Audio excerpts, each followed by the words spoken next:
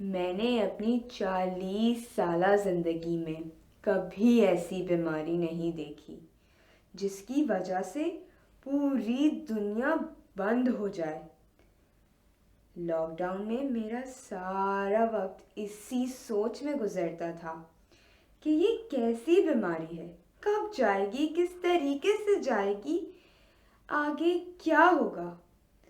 سب کچھ سمجھ سے باہر تھا۔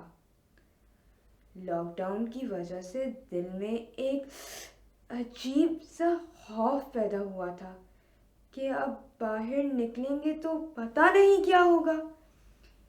ایک طرف ڈر لگتا تھا کہ کرونا ہی نہ لگ جائے، اور دوسری طرف پولیس سے ڈر لگتا تھا۔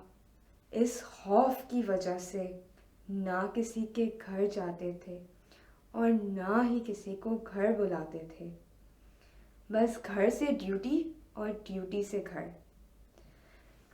بس ہر وقت ایک دباؤ سا تھا، جیسے کوئی ذہن میں گانا بار بار ریپیٹ ہو رہا، کرونا کرونا کرونا۔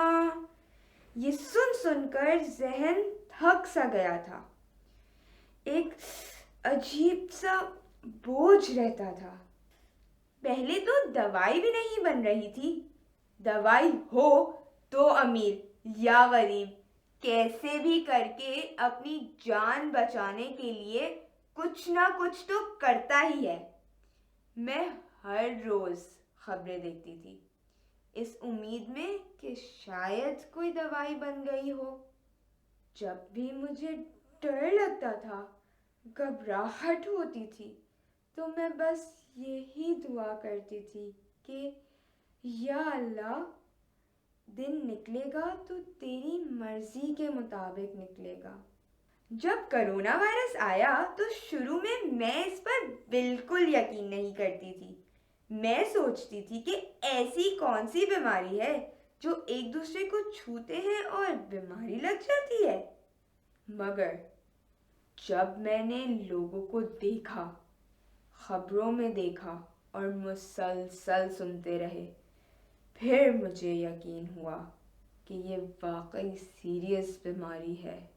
ورنہ میں تو کہتی تھی کہ یہ تو کچھ بھی نہیں ہے، جیسس پاپا بیٹھے ہیں، زندگی موت اسی کے ہاتھ میں ہے، وہ ہمارا مالک ہے۔ میرے بچے اپنے آپ کو گھر میں بند کر لیتے تھے۔ میں ڈیوٹی پہ بھی جاتی تھی تو مجھے اتنا بھروسہ تھا کہ یہ کسی سے نہیں ملیں گے۔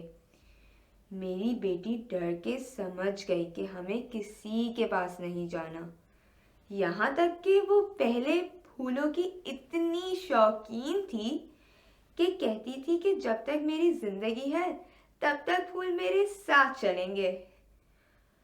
وہ اتنا ڈر گئی کہ پھولوں سے بھی کرونا نہ پھیل جائے تو اس نے پھول توڑنا چھوڑ دیے، ورنہ اکثر پھول اس کے ہاتھ میں ہی ہوتے تھے، وہ بھی اس نے چھوڑ دیے۔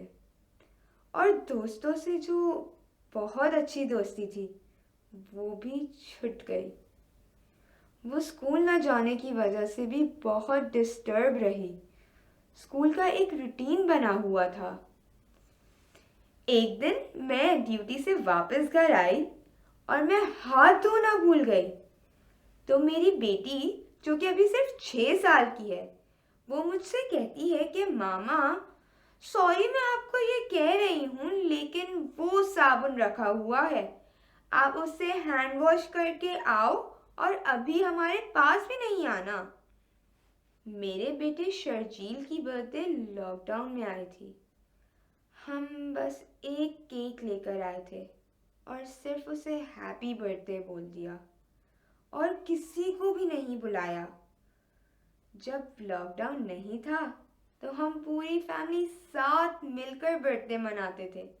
میرے بھائی بھابھی آتے تھے، بچوں کے کزنز وغیرہ سب اکٹھے ہوتے تھے۔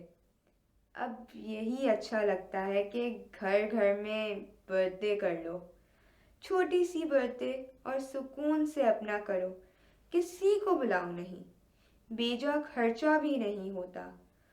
تو ہم نے لاک ڈاؤن سے یہ سبق حاصل کیا کہ ہم بلا وجہ کے خرچے سے بچ سکتے ہیں۔ لاک ڈاؤن کے درمیان ایسٹر بھی آیا، مگر بس گھر میں بیٹھے بیٹھے ہی گزر گیا۔ نہ تو ہم چرچ جا سکے اور نہ ہی کہیں اور۔ ہم لوگ گھر پر بیٹھ کے ہی دعائیں کرتے رہے، اور صرف اپنے لیے ہی نہیں بلکہ سب کے لیے، کہ جو کوئی بھی پریشان ہے ان کی پریشانیاں دور ہو جائیں۔ کافی لوگوں کو تو میں نے اس حد تک دیکھا تھا کہ بیچارے جا کے لوگوں سے راشن مانگتے تھے تو بھی نہیں ملتا تھا۔ لوگوں کے ایسے ایسے حالات بھی میں نے دیکھے۔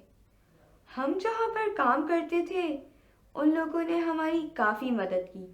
انہوں نے ہمیں بولا کہ آپ لوگ ٹینشن نہ لیں، یہاں تک کہ ہمیں گھر کی بھی آفر کی کہ آپ بچوں کو لے کے یہاں پر آ جائیں۔